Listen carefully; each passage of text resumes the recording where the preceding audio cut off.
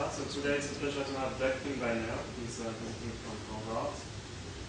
So Doug got his PhD at Berkeley. He worked with Mark Davis and others. He then started a postdoc as a Hubble Fellow at Berkeley, then moved on to Princeton, where he was first Hubble Fellow and then a Russell Fellow. And in 2006, he joined the faculty at Harvard. And today he's going to tell us about some exciting results from the premise analysis. Okay, thank you, Bruce. So the work I'm going to talk about has been done with a bunch of people, Neil Weiner at NYU in particular, and then my postdoc Greg Dobler and students, and Neil's students. Neil's group is growing, mine is shrinking, because Greg has left and gone to Santa Barbara now, so we'll probably even out one of these times. The kinds of questions we're interested in are, what is dark matter? WIMPs, axions. If it's WIMPs, could it be something other than just the simplest particle? We've all assumed for decades that the WIMP is just this inert thing that goes along for the ride gravitationally and doesn't do anything interesting. It could actually do something interesting. It could, for example, have excited states, which has been invoked 9 years ago already by Neil to explain the Dama experiment, which nobody believes, but it is an 8.2 sigma result. You can also ask, in addition to what is dark matter and what could it do, you could ask, is the standard model group of forces everything there is? Or could there be some new force lurking in the dark sector? Or maybe many new forces that act only on dark things we haven't seen yet? So Nima Arkani Ahmed always likes to draw this plot with sort of energy on one axis and coupling on the other axis. And the high energy physics community has mostly been pushing in one direction all these years: build bigger colliders, build the LHC, go up to higher energy. But the LHC also goes up to much higher luminosity, and that might end up being a very important thing, because it could be some of the things we're looking for aren't at really high energy and high mass, they're at weak coupling, and so you just need a lot of events. So we should explore that whole space. Okay, so these questions seem to be, somewhat intractable for a pleasant Friday afternoon. And that's because there's so many options, and we have very little information. So how should we approach this? So in general, there are kind of two approaches. You can start with deep problems. So hierarchy problem, invent new theories that solve them, make observable predictions. Or you can start with the data and work the other direction. You can start with anomalies in astronomy and physics that could be related to new physics and then ask, what would it take to do them? What would it take to have them related to dark matter? Because the one thing we know about physics beyond the standard model is there's dark matter. Okay. So then our strategy is to take the many astrophysical signals out there, microwaves, gamma rays, cosmic rays, that could have something to do with high energy particles. Microwaves because of synchrotron radiation, and these because they're high energy. And look at them both near the Earth and in the galactic center and see what anomalies we can find. And you can also do direct detection experiments. This has been going on for decades also. CDMS and the Xenon experiments are probably the most famous. There's a whole alphabet soup of acronyms, direct detection experiments searching for WIMP nuclear scattering. DAMA is the only one that's ever claimed a signal 9 years ago. It's a signal based on annual modulation. I'll come to that later, and why it's controversial. But if we just take these observed signals seriously, with the understanding that some of them are just experimentally wrong, and some are simply not from dark matter, but some of them might be, ask, what would it take? So I'm going to start by talking about signals near the Earth, particles from Attic and Fermi. So you may know Fermi as a gamma ray telescope, but it's a pair conversion gamma ray telescope, so it observes photons by converting them to electron-positron pairs and tracking those. So it sees a lot of electrons and positrons also. So we'll look at it as a particle detector. And then Pomela is an Italian and Russian satellite looking at various particles. So just very quickly here, in case you aren't familiar with these, Pomela has a bunch of particles coming in, there's time of flight detectors, there's an anti-coincidence thing here. Then we have a bunch of high atomic mass plates and trackers. And then we've got calorimeters down here. This is an imaging calorimeter, actually, so you can watch the cascade of particles unfold in here and derive things about what kind of particle it is. There's a magnetic field across this, unlike Fermi, so this satellite can differentiate between positrons and electrons, whereas Fermi can't. And then there's one thing missing here. So if I were Greg Tarley, what would I say is missing? Okay, you haven't heard Greg Tarley speak. So a transition radiation detector is what you would like to have on something like this. A transition radiation detector is, well, ask me later if you want to know how it works, but it can help you decide whether something's a lepton or a hadron. And so you'd really like to have two ways of IDing the particle. Right now there's only one. This comes in and you have the ratio of how much energy it loses here to what it loses in the calorimeter. So if you had the transition radiation detector, you'd have two ways of identifying things. And the big problem here is proton contamination because there are so many more protons than positrons. You don't want to confuse them. However, the Pamela people claim that their proton rejections get at the 10 to the minus 5 level, which is good enough. And they get a spectrum like this for the positron fraction. So this is the flux of positrons over the flux of electrons plus positrons. And so you see it's, 7 or 8%, goes down to more like 4 or 5%, then goes back up to 10 or 12% at 100 GeV. And that's kind of remarkable because this line here is more what was expected from what they call the Galprop models. Galprop is a code that takes what we know about the galaxy, the distribution of mass and starlight and everything, and you put in your injection function and see what comes out. And the simulations people run get things like this, not things that increase with energy. So that was thought to be surprising. Now for Attic and Fermi, these operate at much higher energies, but they can't tell positrons from electrons. Attic is an advanced thin ionization calorimeter. Thin and calorimeter don't really go together, so that's a warning flag that you would like to have more radiation lengths and absorb more of the energy. So this is a balloon experiment. Look at particles up to TeV. Fermi is the Fermi Gamma Ray Space Telescope, which, as I said, is a pair conversion telescope. It can measure particles up to about a TeV also. This doesn't have thin in its name, but it's even thinner. So that's something to keep in mind, that you will hear people attacking Attic for having a thin calorimeter. Fermi has a 3 times thinner calorimeter. Nevertheless, it's a brilliant instrument. Got a bunch of tungsten plates and trackers here. So the photons or particles come in. Photons convert to particles. The particles just leave a track. And then you've got a calorimeter in the bottom that's measuring the total amount of energy. This whole thing is wrapped in an antiquiescence detector to try to tell you if the thing was already a particle when it entered. So by using this, you can sift out the particles from the photons, and you get something like this. So these error bars here are the Fermi data. And because of that somewhat thin calorimeter, like I said, the energy has been smoothed a bit more than Attic. Attic is the data points up here. So there seems to be a disagreement because this looks like a feature and this doesn't so much.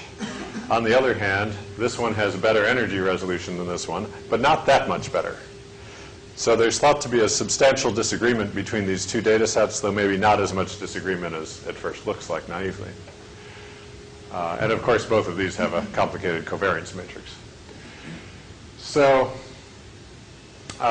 again, this lower line is somebody's model of what they thought should be there before they really looked at the data. So whether you listen to Attic or Fermi, it seems like there's some kind of excess here. Now, of course, what about these Hess data that you have there? Hess, oh yes, so Hess is an Ayer-Cherenkov telescope, as you know, that usually looks at photons. It can also measure particles. And then you see Hess data dropping off rapidly here. I think there was one data point conveniently left off the plot that goes up again, but it's got big error bars. So this is probably falling fairly quickly here. Now, why should it fall? So presumably people have looked in some depth at the statistical inferences and whether or not these are really not in agreement or are in agreement. So one question is, are the error bars clearly Gaussian error bars? Are there tails? You know, how complex are these? Is this information that's Right. being put as a single error bar? So that's a very good question. And between that and the covariance matrix, neither So team it's has not ever easy given me a to covariance matrix. decide, but presumably people Yeah. have gone through the exercise. So curiously, when the Fermi data were first released and the ATTIC data had already been out, the PI of the ATTIC project told me they were consistent, and Fermi told me they were not consistent. And I'm not sure that they've converged to an agreement. I would believe that sociology would think that it would have been analyzed to make it more concrete. Yeah, it should be a knowable question. And last I heard, they did have people interfacing to try to do this carefully and come to an agreement. So, yeah, it's an interesting question because ATTIC has flown 3 times, well, 4 times, 3 successfully. And this general feature of going up and coming back down like this is apparent in all 3 data sets, taken in different years and different, some minor tweaks to the equipment. So, it's something wrong with their hardware or their data analysis techniques if it's wrong. But it's not a statistical fluke in the sense that, different samples of particles give the same thing. And this is from a paper we wrote before they released their most recent flight. So their error bars have shrunk by about √3, and you still see generally the same thing. So, yeah, that's a bit of a mystery. But, you remember back in the good old days, well, actually just very recently, there were plots with lots of data points out here, the heat data points, so on. There was always generally some impression that there was kind of too much stuff here, because the data points always seemed to be on the high side of the line and never on the low side of the line. But they didn't agree at all on what the shape should be. So if Pamela is really right here, it actually does kind of cut through the cloud of data points that used to be there. And so the general sense that there were too many positrons was right, if none of the details were. And I expect that these data sets might be right at the same level of, there's a general sense there's too much junk here, but we don't know exactly what's going on.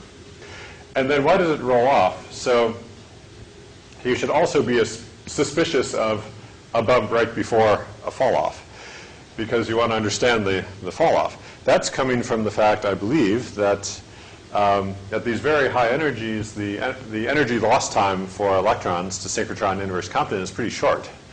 And so these electrons were made recently and nearby, whereas these electrons were made, maybe a few kiloparsecs away and, better part of 1 million years ago. Or these are made much less than 1 million years ago. And so the spectrum out here depends a lot on just the local details of where's the nearest supernova remnant, where's the nearest pulsar, where's the nearest whatever, whereas these don't so much. And so you would expect in general, as you take a sample of particles from different places in the Milky Way, that the high energy part is going to flop around out here, and the low energy part should be pretty stable.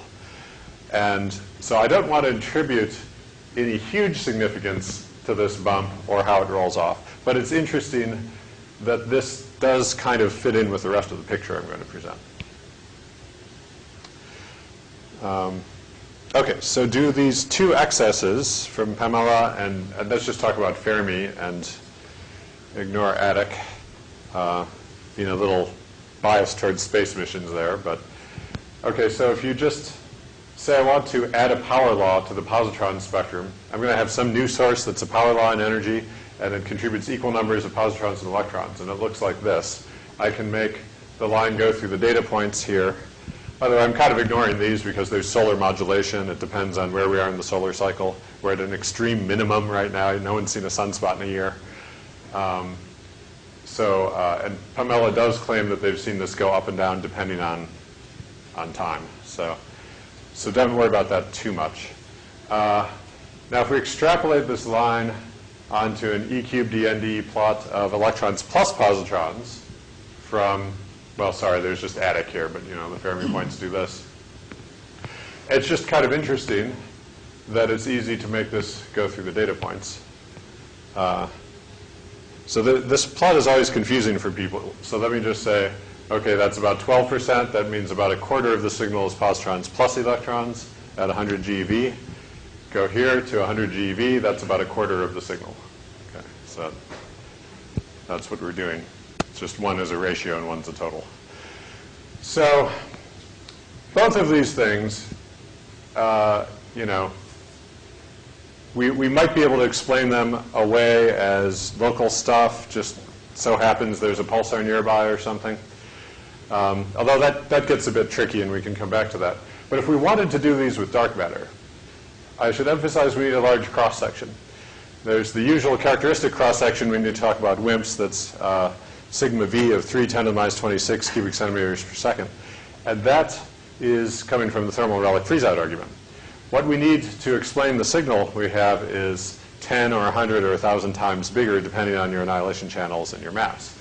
So that sounds like a bit much.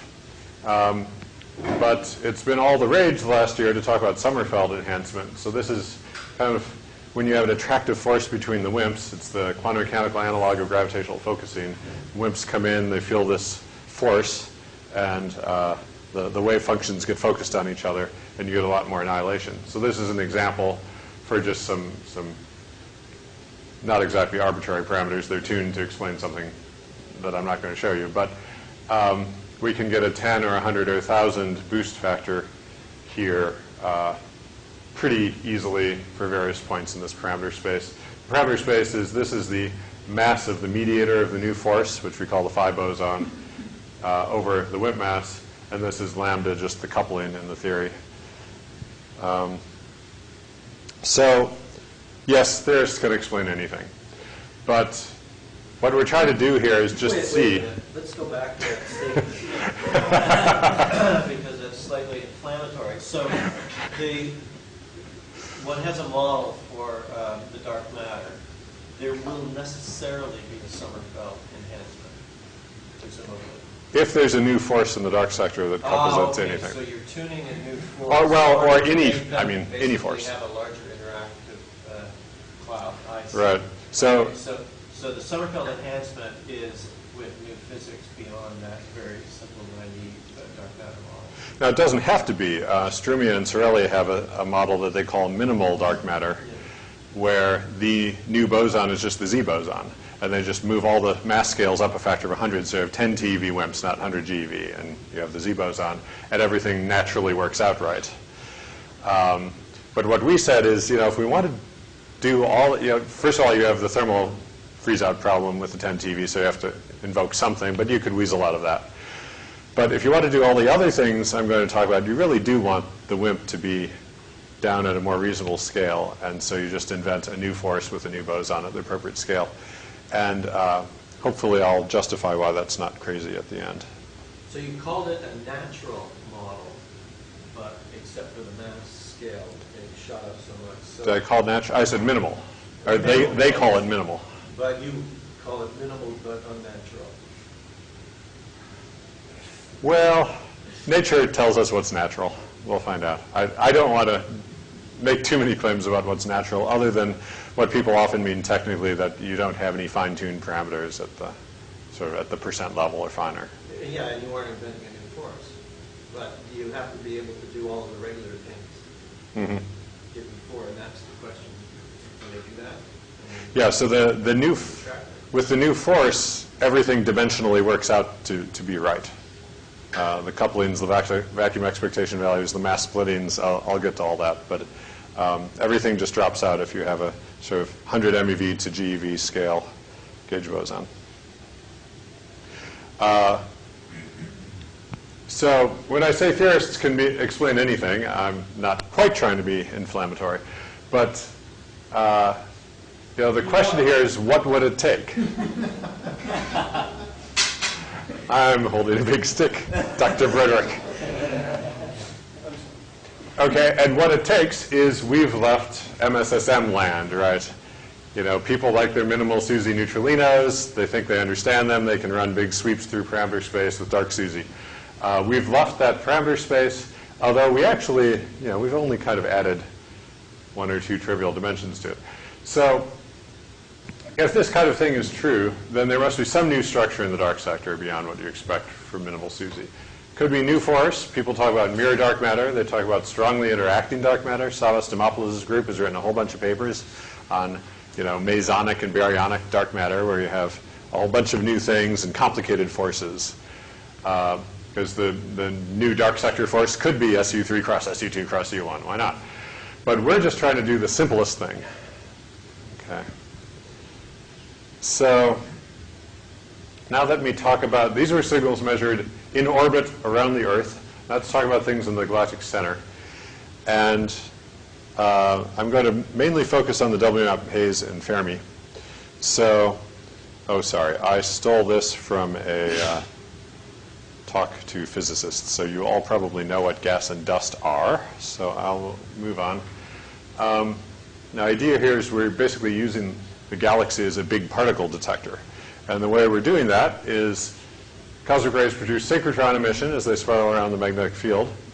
Ionized gas produces thermal bremsstrahlung. Dust grains emit thermally. Okay, so there's a lot going on from conventional astrophysics. But if we want to detect these new particles being created at high energies, we need to understand everything we can about microwave radiation and subtract everything off and see what's left over. So, well, these are pretty pictures. Maybe we should dim the lights. So this is the dust map that you've probably seen before, if I've ever given a talk here before. And this is 5 orders of magnitude stretch, which is more dynamic range than you see in most astronomical images. So this is around 100 microns or 3 terahertz, and we can use that to trace the thermal dust emission. This is free emission or thermal bremsstrahlung from the ionized gas. We have a bunch of H-alpha surveys that have measured this in a red optical line, H-alpha, and then we can use that to estimate the microwave from bremsstrahlung. And then we have synchrotron at 4 or 8 megahertz from Haslam, and this traces what I call the soft synchrotron component as opposed to whatever hard component there is from something new. So the spectra of these look like that. And this is where WMAP measures, looking for the CMB. Of course, you would look for the CMB down in the valley between these other foregrounds. Okay, so there's also spinning dust, which I don't want to talk about. So if we subtract off all the known foregrounds, which I've been working on for 14 years, I realized the other day, then there's this blob in the middle. And so I saw this 6 years ago when the WMAP data were first released. And I, did my fits. I was all ready to go. Almost immediately saw this, and I thought, okay, there's something wrong with my fits. And I spent a whole month trying to figure out what I could do to get rid of this. What smooth modulation of some map or some dust temperature or ionized gas temperature could do this. And nothing works. There just generically seems to be too many microwaves in the center of the galaxy. There are also generically too few microwaves on both sides. So, or is that a consequence of that excess? So this is actually just a fit. This is a residual from a multilinear fit. It has 0 mean.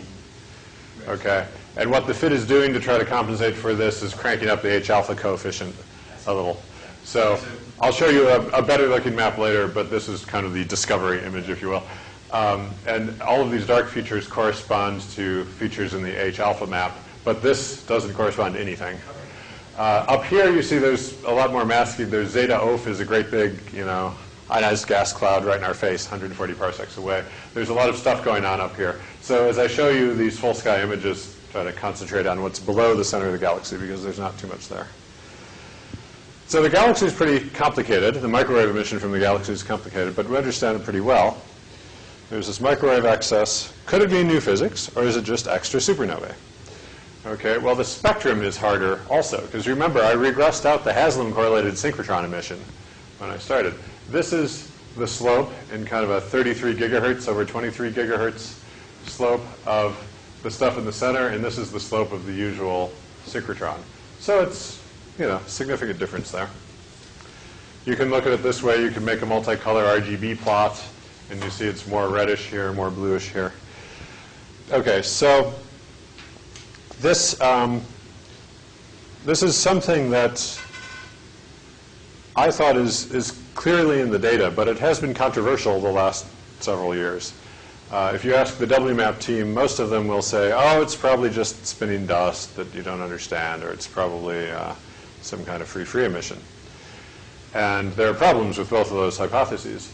But what I've always said is, let's not look at the WMAP data any further. Let's just wait for Fermi, because if we see the gamma ray maps and we see the inverse Compton that goes with this, then we're done.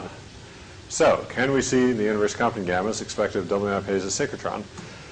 I'll show you the answer to that in a moment. And do these electrons come from dark matter, annihilation, or decay? I won't give you the answer to that. So, now for the brand new results. About a week ago, Fermi released 15.8 million class 3 events. The class 3 events is one that's appropriate for mapping diffuse emission. They have about 10 times that many events they release. So if you have your favorite pulsar or something, you know exactly when and where to look, you might want to use all the events. But these are the gold-plated, you know, guaranteed to be photon events. So the performance is pretty good. Just to remind you here, this is the acceptance of Fermi, so that's the effective area integrated over the field of view. So it has units of centimeters squared to radians, okay? So what you've got is roughly a 7,000 or 8,000 degree area with roughly pi steradian field of view. So you get acceptances like this. You'll see a front line and a back line on all these. I didn't emphasize it before, but Fermi has a bunch of thin layers of tungsten and then 4 thick layers of tungsten. The idea being, if you can get a particle to convert early on, you get a really good, you know, position and everything for it. But if it fails to convert in the top many layers, now you hit some really thick layers, and by God, you convert the thing. So, and actually, the performance is tremendously different for the front conversion and back conversion. But I just want to be clear, this does not mean particles coming in from the back of the detector. It means whether they convert at the front of the detector or at the back of the detector. But they're all coming from the front. Okay, this is the PSF. So again, you want to look at the solid black line, basically. So it crosses 1 degree at about 600 or 700 MeV. I'm interested in sort of 10 GeV and above. So down here it's 0.2, 0.1, or even better angular resolution. And if you remember the EGRET experiment on the Compton Gamma Ray Observatory, its angular resolutions were way up here. So this is just vastly better than any previous data at the sort of tens of GeV energies.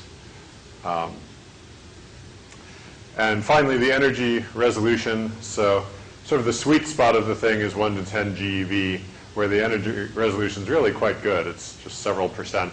And then it starts to degrade as you go up to high energy. But notice it's not that bad. I mean, this is 250 GeV, and it's not even at 15% yet. So now this is the exposure map. They have a very clever scan strategy on the sky because they have this huge field of view. They just, one orbit, they go around and they rock one side of the zenith by about 30 degrees. The next orbit, they rock the other side. And when you add all this up, you get this exposure map on the sky. I've masked out point sources here and the Magellanic Clouds and things like that. This is Orion, Barnard's Loop. There's a lot of junk there I don't want to include in what I'm going to show you next. So this is the mask I use for everything. You probably can't tell that that's not a uniform exposure map. It's so close to being uniform. But you see there's a little more exposure here and a little less over here at sort of the 10 or 20% level. Okay, so this is what a map of the sky looks like. This is 1 to 2 GeV, where the resolution's degree or two, degree-ish.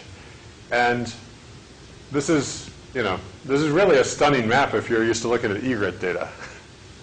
This is just amazing. And some of these features you see, these are dust features. This is, shows up clearly in the dust map. I said there's nothing going on. I meant nothing we can't easily regress out. Right, this stuff up here is much brighter than this stuff. The tails of Barnard's Loop here. So there's, there's a lot of structure here. There's some point sources. I actually have masked out the 205 in the Bright Source catalog from Fermi. So if I hadn't done that, you'd see much brighter point sources. So if we go up in energy, 1 to 2 GeV, 2 to 5, 5 to 10, 10 to 20, 20 to 50, 50 to 100. We're definitely losing counts. I showed this to one physicist who said, well, it's all point sources at 50 to 100 GeV. These aren't point sources, these are photons. Okay? running out of photons. But something might catch your eye here, that it just sort of seems like there's a hazy blob here and maybe here, although this one's getting pretty bad. So let's stop here. And, well, that's kind of what I was hoping for. For comparison again, this is the kind of thing we're after, a big blob. And you kind of see blobs. They don't look exactly the same. I'm going to show you, just to put this in context spectrally, here's what the background looks like. So I've just taken 8 high latitude regions, carved up the sky at absolute B greater than 60.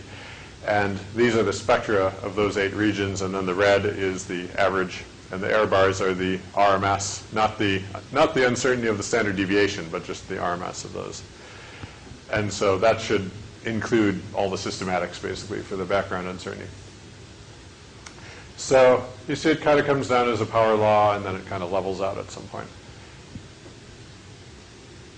So you'll see that curve again on a later plot. And then the pi0 spectrum. For this, what I'm doing is taking slices of sky away from the galactic center, so I'm not confused by any new hazy stuff.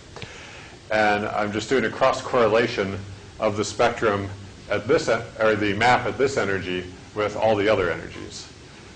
And because the map at this energy is thought to be dominated by pi0 gammas, this should be roughly a spectrum of pi0 gammas. I should explain here, there are 3 main ways of producing diffuse gammas. There's pi0s, where you have proton cosmic rays hit the interstellar medium. They make a cascade. You get pions, and the charged pions become E plus, E minus, and the pi0s go to photons. And then there's inverse Compton scattering, and there's Bremsstrahlung, which is the electron cosmic rays hitting the ISM. So at these kinds of energies, pi0s should dominate. And by the way, this line here, this is a minus 0.62 power law in these units, so it's E squared dn to E. This is what other observations with other instruments have shown the pi0 spectrum should be in the kind of high energy limits. And that's because this is just coming from proton cosmic rays hitting stuff. And we know the spectrum of proton cosmic rays, and this is all physics worked out decades ago. So there's not much controversy about what the spectrum should be. And what we get is pretty close to that. Okay, so now, again, very preliminary results. These are, the kinds of plots I made in the hotel room 2 nights ago. So if I just take a slice of the inner galaxy, this is absolute L less than 30, absolute B less than 5, we get this red line. Okay, it looks kind of like the pi0 spectrum, only a little extra something. Now I could go off the plane, and I can take B from minus 30 to minus 10, and L minus 15 to 15, so kind of that haze region I was pointing out before. And that's purple. So if you were just naively drew a line through this, you'd say that's a harder spectrum than that.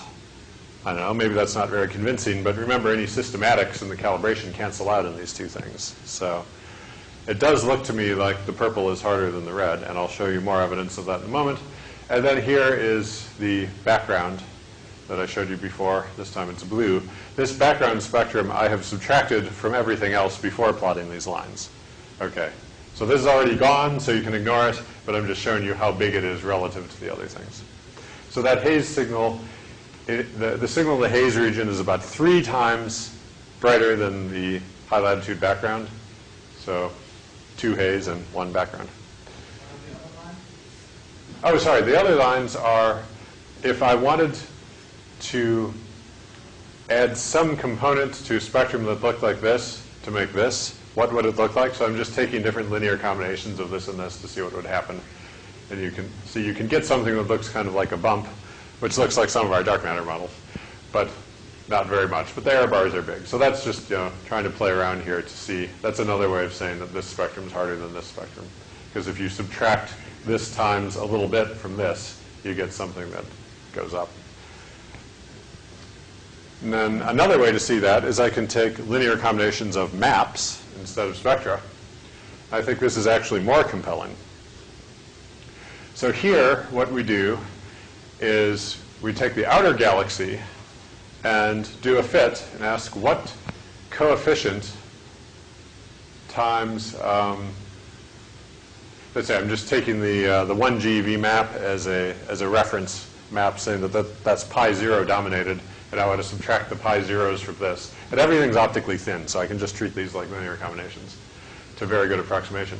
So I'm taking some coefficient times the pi 0 map that cancels out the outer galaxy, and then applying that to the whole sky. And doing that at 5 to 10 GeV, 10 to 20, 20 to 50.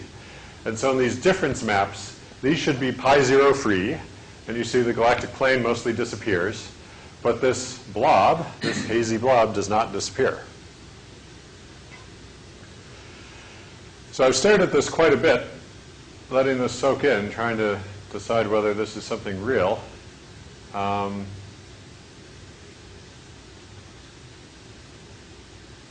mean, if it's not inverse Compton, it would have to be Bremsstrahlung. But Bremsstrahlung is correlated with the amount of mass that the electron cosmic rays can hit. There's not much mass out here compared to in here. This center is a little bit brighter, right? So this doesn't look exactly what you would expect like from ICS because the plane is a little brighter here. But that could just be where the Bremsstrahlung is. So the same haze electrons that are making the WMAP haze, making the inverse Compton here, they would also be expected to make some Bremsstrahlung right in the plane. So all in all, this looks about like you would expect. And even up getting towards 50 GeV, you still see the signal. 50 to 100 GeV, if you squint, you can see it, but it's not very significant. Fortunately, Fermi will operate for many more years, and we'll get to add up the photons. So the very preliminary conclusions from data that's only been out for a week are that there is a signal in the haze region in excess of what's expected if you don't have this hard component of electrons. The spectrum is harder than the pi 0 spectrum because we see it in those spectral differences and the map differences that I showed you. It's difficult to explain both the morphology and the spectrum of this. You could explain either one, but to explain both is kind of tricky because, and the main reason for that is the lifetime of 50 GeV electrons, or even 20 GeV electrons, is fairly short, right? You don't want to make them in the center and then have them wander out because by the time they get out here, they've lost too much energy. So these electrons really need to be created out away, you know, a kiloparsec or two off the disk. And it's hard to do that.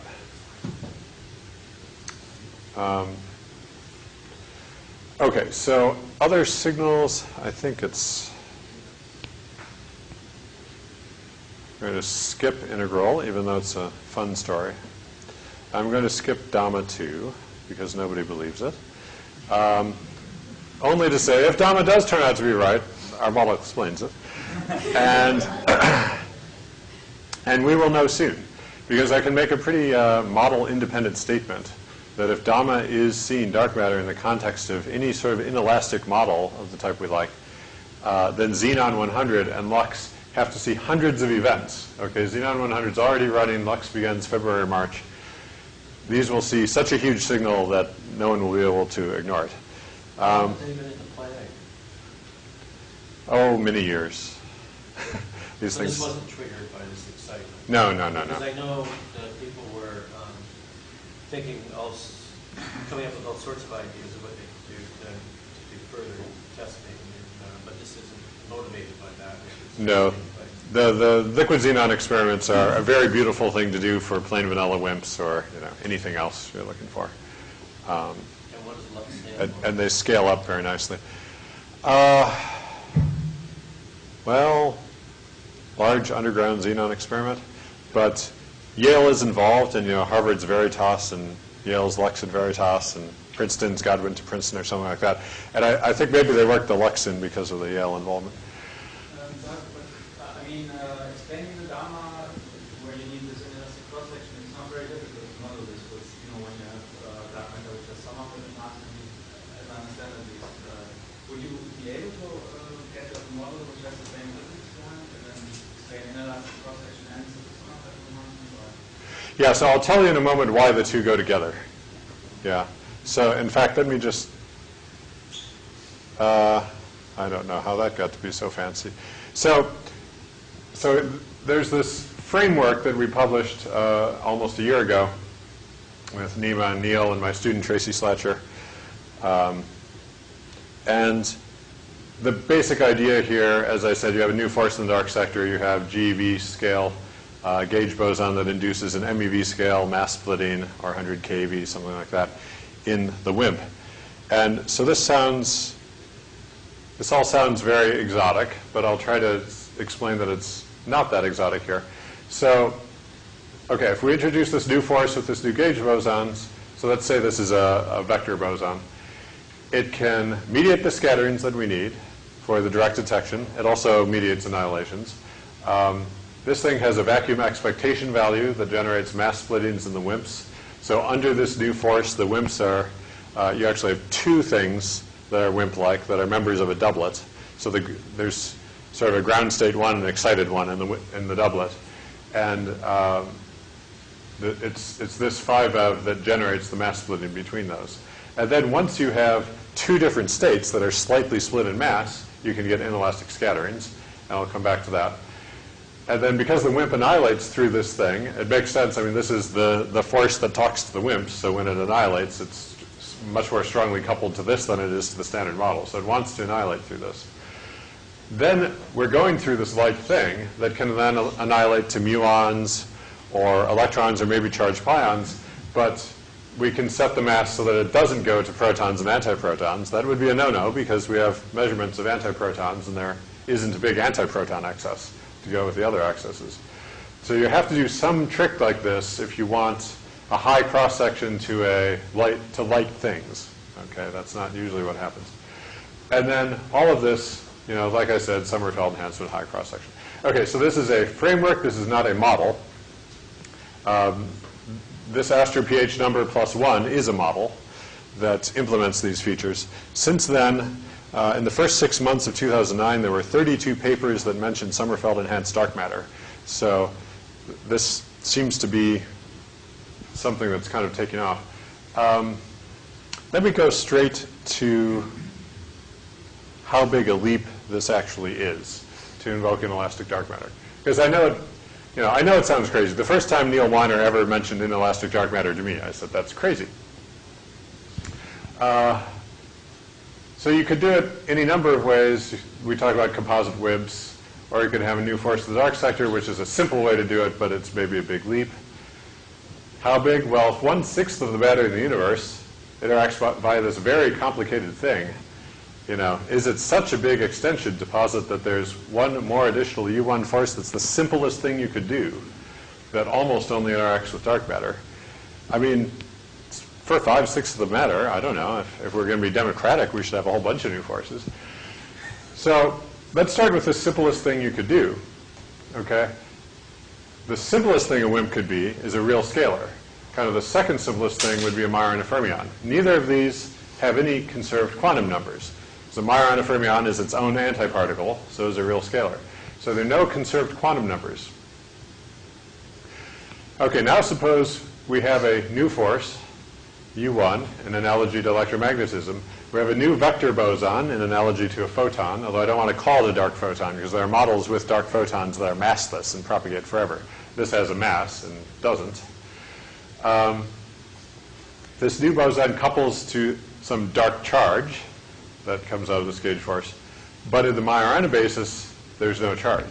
Okay, so any Majorana fermion can be written as a linear combination of two Dirac fermions, and vice versa. Any two Dirac fermions can be written as a linear combination of two Majorana fermions. These are just two. There's just a rotation in, under U1 of the doublet. So you choose a different basis for your doublet. You can get Majorana fermions or Dirac fermions. The important thing here is the Dirac fermions don't have to be the mass eigenstates. In this model, the Majorana fermions are the mass eigenstates, but they're not the eigenstates of the coupling to the new force. Said another way, the WIMP is, or the two WIMPs, we should say, are part of this doublet under this new symmetry. The spin 1 boson, a vector boson, cannot have a coupling to a single neutral state, so it has to couple to some other linear combination of these. You cannot have a vertex that is WIMP WIMP phi. It has to be WIMP WIMP star phi, where WIMP star is the other member of the doublet. Okay, and that's just generically true. This happens in electromagnetism too, only we ignore it all the time. An electron is in a doublet. When you took quantum field theory, you remember you had a right-handed electron and a left-handed electron. Okay, the force is mediated by a spin 1 boson, which is called the photon, which couples off diagonally. Crazy talk. So the vertex joins a right-handed electron, a left-handed electron, and a photon. Okay, these have the same mass, so we just sweep this under the rug. So this is exactly the same thing we're doing. We just have a doublet. There are two members. Okay, they're coupled by this vector boson and an off-diagonal coupling. So there's really nothing controversial about this. It's worked before in nature. Okay, so the only difference is our new symmetry is weakly broken by some amount. And so there's a mass splitting between these two mass eigenstates. So we can think of them as a ground state and excited state. So in a theory like this, perfect symmetry is a special case. Weakly broken symmetry is a generic case. So if you're going to introduce a new force and make it the simplest thing you can do and make the dark matter the simplest thing it can be and join them with a vector boson in the simplest way that works, and you follow your nose and do the generic thing of having it be a weakly broken symmetry, you get excited dark matter. You get inelastic scattering. And so this idea is developed a lot from what Neil first proposed in 2000 to explain Dama. That model was not nearly as neat and pretty as this. So if you've looked at these things in the past and said, oh, that's crazy, that's unnatural, that doesn't look nice, you should look at the latest iteration of all this, because it actually is falling into place really nicely. Okay, so anyway, I've pretty much said that already. Let me just emphasize that all the things I've just said motivate a broad consideration of what effects inelastic WIMP scattering could have on both astronomy and physics. So in direct detection, the effects you get are the events you want are at a higher recoil energy than people usually look at. When Xenon 10, for example, says Dama is ruled out by a factor of 100, they're looking at low recoil energies where you expect elastic recoils to be. If you have this kind of inelastic model and you look in the appropriate energy range for that, Xenon actually sees a lot of events, and they're called noise. But they're actually right where you would expect the signal to be from this. I can show you plots of that if you want to see them. Okay, so let me just end, so I'm about out of time. So one thing I think I'm pretty convinced of now is Fermi sees the WMAP haze electrons, which is great because we haven't been sure all these years that it was synchrotron emission from a hard electron population. But that would seem to be the best explanation of the Fermi data. Now, as for tying this into dark matter, this new force I'm talking about has all these appealing features that I've just talked about and can explain everything from cosmic ray excesses to the hazy stuff in the center of the galaxy to direct detection experiments. And, oh, by the way, it does mu on G-2 for free. So I'll stop there. Thanks.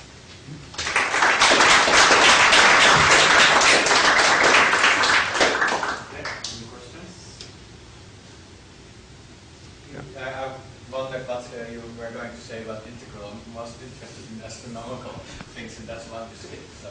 Yeah. So Rashid Sunyaev was in my office 2.5 years ago, and we talked about this funny integral result, that there are too many 511 keV things coming from the center of the galaxy.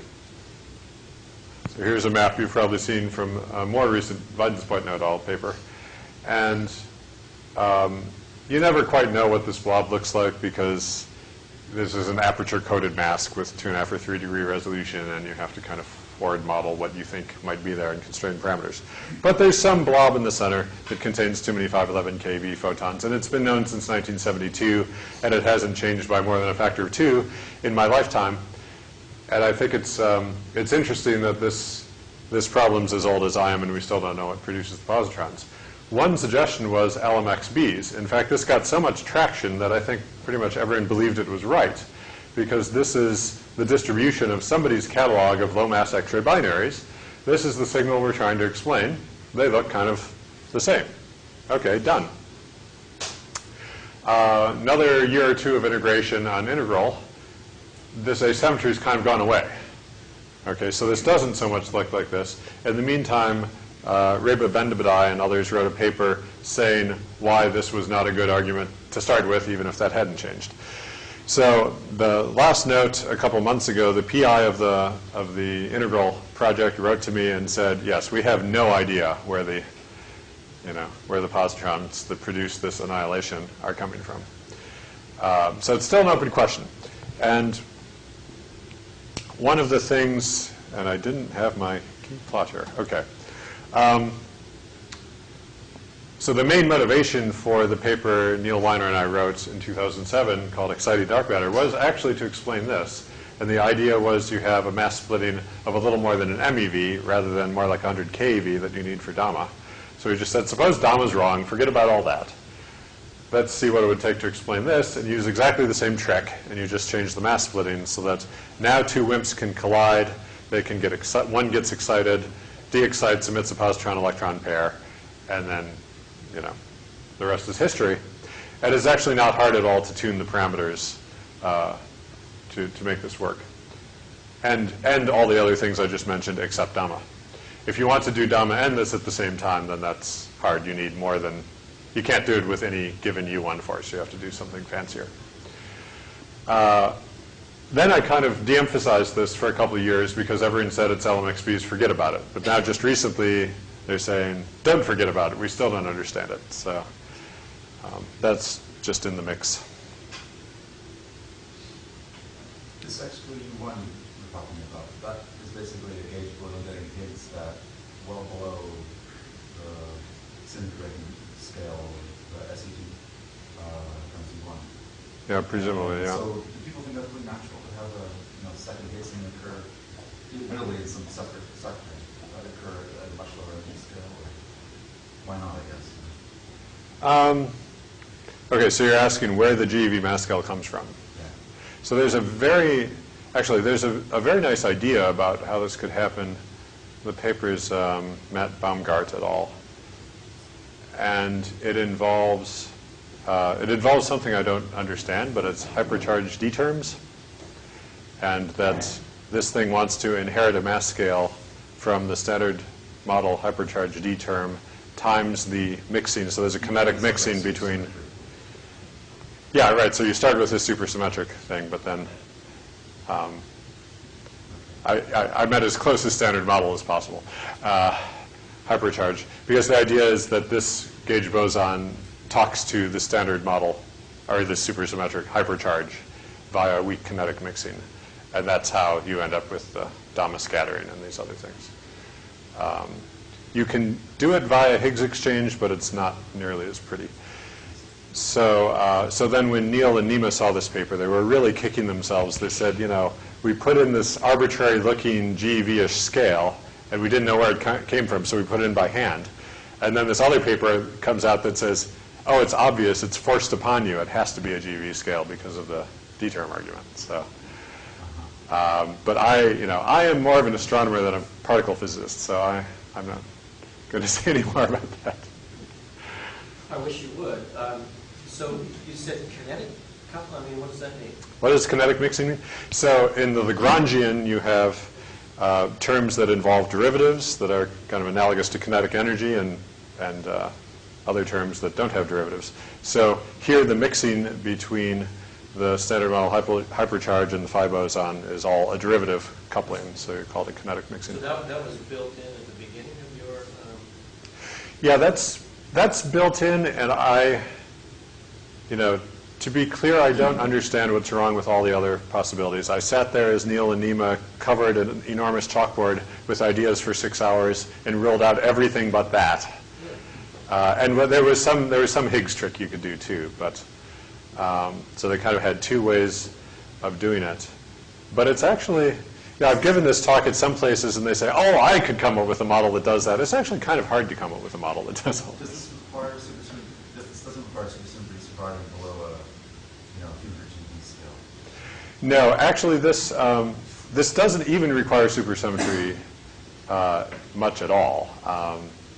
There's another paper that Baumgart's involved with where they came up with a couple of ways to implement all the things we want and get all the observables we want, built on supersymmetry, and then a couple others that don't involve supersymmetry.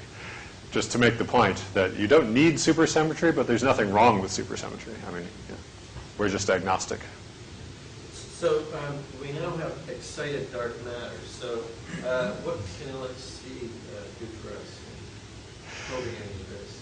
Right. So, well, first of all, the same old missing transverse energy events that you're always looking for, but that's just plain vanilla. Is there anything about spectroscopy that one could? So actually, LHC probably isn't the machine for this. If you're going to say there's a new GeV scale gauge boson we didn't know about that interacts weakly with things, what you want to do is dump a coulomb of charge into a beam stop at 5 GeV and see what comes out the other side.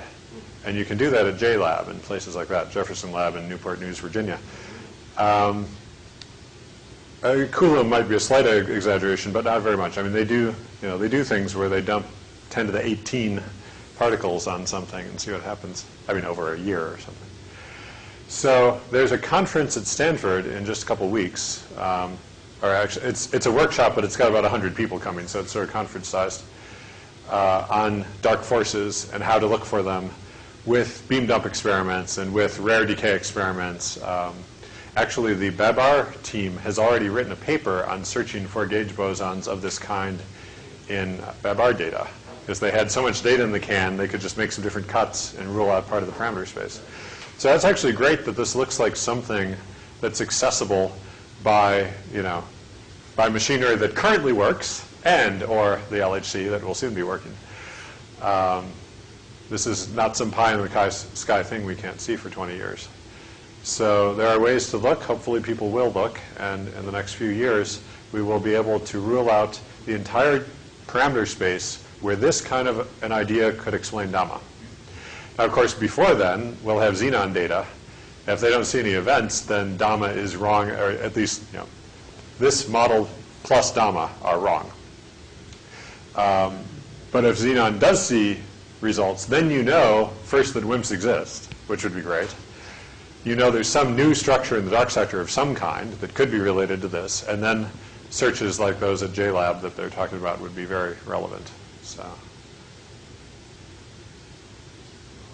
other question?